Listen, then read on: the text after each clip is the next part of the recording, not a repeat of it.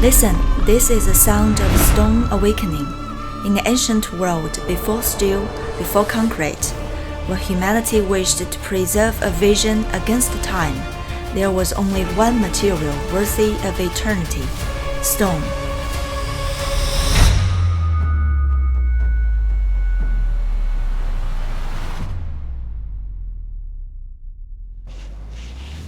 I'm Kelly. Today we won't recite dates from books. Instead, we will look at two pieces of stone, each answering the same eternal question posed by the earth. Separated by 10,000 miles, Chinese craftsmen and ancient Greeks crafted two answers that would illuminate the ages, answers that are vastly different, yet equally profound. The craftsmen of Longmen were listeners of nature. They did not confront the mountain, they entered into dialogue with it. The grain of the rock, the inclination of the cliff, all become the inspiration and boundary of their creation. The sedimentary layers of limestone determined the path of the chisel. Natural fissures were transformed into contours of grottoes. This is the grandest creation shaped by material, not imposed upon it. The Buddhist realm was not inserted into the mountain. It was patiently revealed, summoned from within the stone itself. Look, these Buddha statues seem to have grown out of the mountains. This is more than craftsmanship. It reflects an Eastern philosophy to respect nature and to pursue harmonious coexistence. Far away along the shores of the Aegean Sea, the Athenians chose another path. They did not yield to the landscape, they redefined it. Marble from Mount Pentelicus was quarried from distant slopes, cut into precisely proportioned components, and transported to the summit of Acropolis. There, they raised magnificent temples, standing tall and proud, a testament to the power of human reason.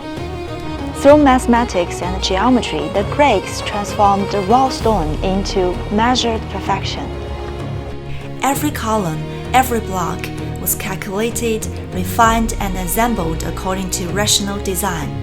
This is a crystallization of human intention. One yields to nature, pursuing the harmony of governing by non-interference. The other challenges nature, measuring the world with rationality and order. These two distinct philosophies of creation have shaped two totally different civilizational spirits.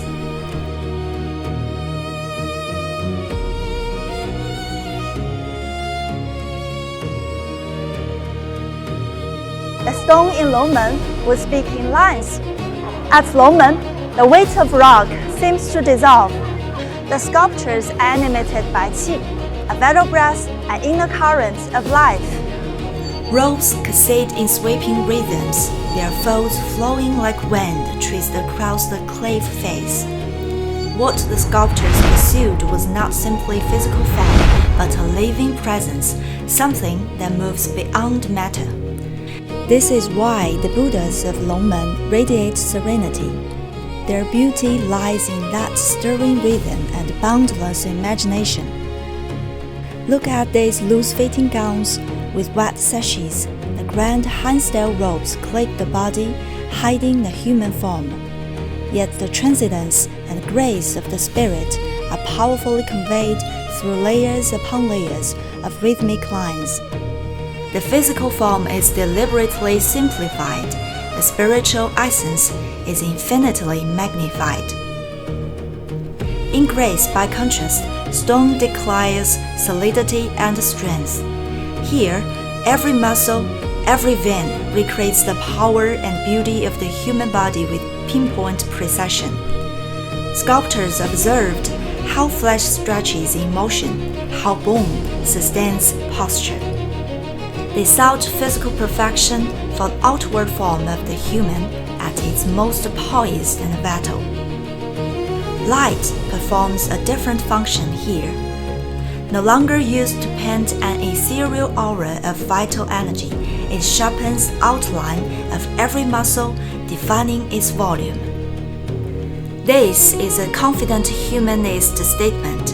Beauty is order made visible, measurable, reproducible, perfected. One chooses spiritual verve, capturing the flow of the soul in the space between reality and illusion. The other celebrates the union of spirit and form, revealing the radiance of humanity in the concrete. This is more than a difference in carving technique, it's two cultures' distinct definitions of beauty.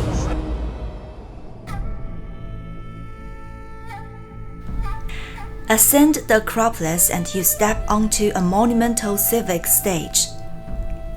Elevated above the city, unobscured by walls, it stands in full splendor beneath heaven and earth. Bathed in light, it speaks directly to the upward gaze of every citizen. There is no enclosure here, only exposure, clarity, and public presence. You can think of it as a colossal square of thought, a space where thought is declared openly, where debate unfolds beneath the sky. Humanity stands upright, unhidden, and confident in its voice. Step into the Longmen Grottoes and you enter an inner world forged from stone. You pass from open landscape into shadowed stone, from expansiveness into enclosure.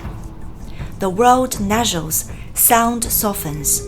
Your gaze adjusts, surrounded by rock. You encounter a multitude of Buddhas carved into silence. This is an inward journey. It invites stillness. It asks you to stand quietly before yourself. It's a space of tranquility, contemplation, and quiet wishes. 2 millennia have weathered these stones. Wind and rain have marked their surfaces, yet time deepened their meaning. They are crystallized philosophies, material expressions of how civilization understands the world. Longmen teaches that greatness may lie in inwardness, in aligning with nature. Essence teaches that sublimity may arise from outward striving, in shaping order with reason and mathematics. Across the breadth of Eurasia, they stand apart in geography, yet united in purpose, each answering humanity's most fundamental questions in stone. Stone does not speak, yet it bears witness to humans' oldest conversations. These conversations continue across centuries, across cultures. They remind us that diversity in vision, rounded in shared human aspiration, is our greatest inheritance.